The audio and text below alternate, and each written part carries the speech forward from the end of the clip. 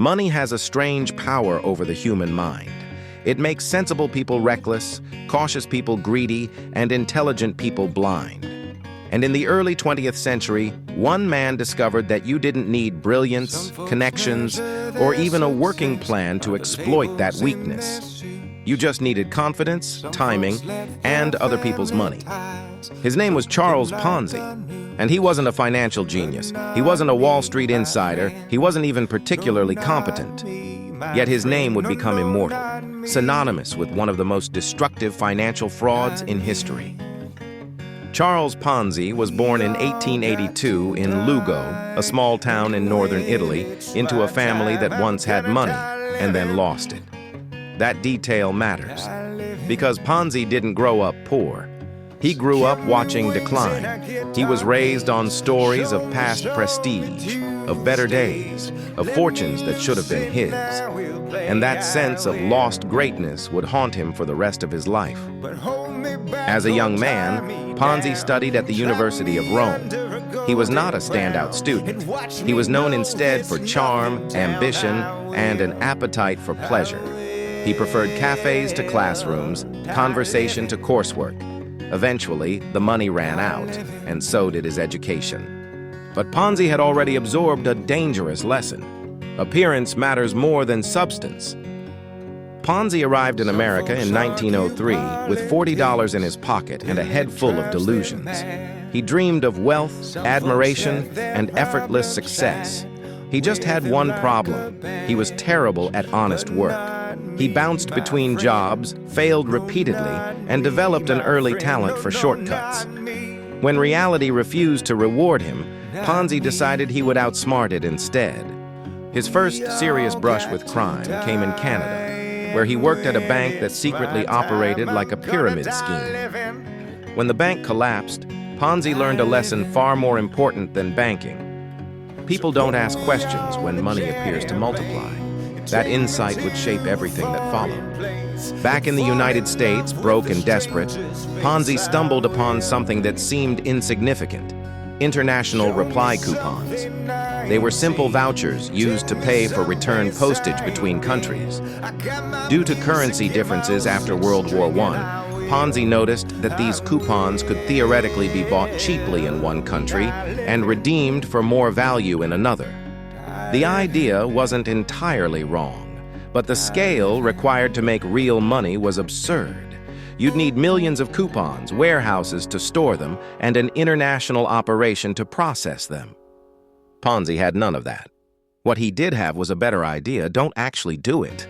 Instead, he told investors he was doing it. He promised returns of 50% in 45 days, or 100% in 90. At a time when banks offered modest interest, Ponzi's offer sounded like magic, and magic spreads fast. At first, only a few people invested. Ponzi paid them exactly as promised, not with profits, but with money from new investors. Word spread. Neighbors told neighbors. Friends told family.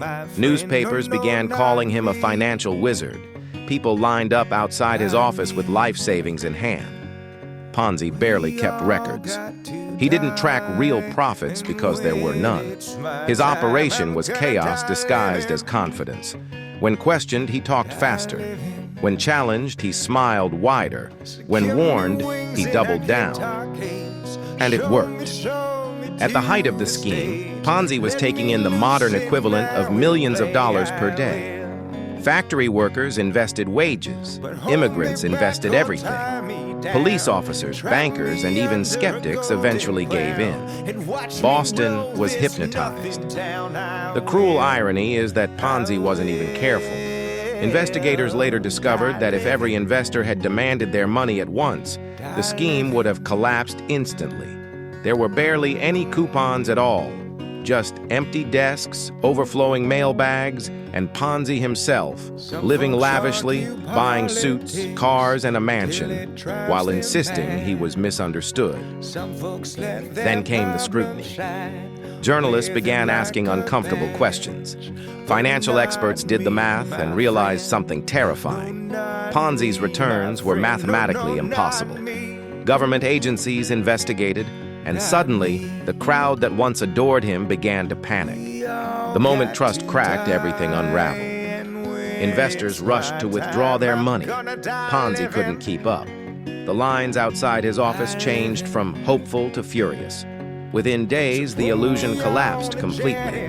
He was arrested, charged, and exposed, not as a genius, but as something far more dangerous. A man who understood people better than numbers. In court, the truth was devastating. Ponzi hadn't invented wealth. He had redistributed misery.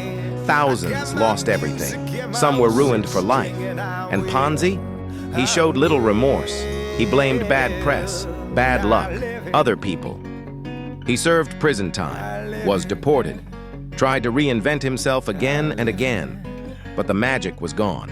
He died poor, forgotten, and bitter, far from the fame he once enjoyed. Yet his legacy lives on. Not because he was smart, but because his method was simple. So simple that it could be copied endlessly. From investment clubs to massive corporate frauds, from neighborhood scams to global financial disasters, his idea became a blueprint. Take money from new investors. Pay old investors. Keep the difference. Repeat until collapse. Today we call it a Ponzi scheme.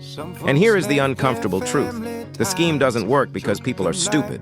It works because people are human. We trust stories. We follow crowds. We want to believe that someone, somewhere, has discovered a shortcut we missed. Ponzi didn't scam the world with intelligence. He scammed it with confidence. And as long as greed wears the mask of opportunity, his ghost will never stop collecting interest.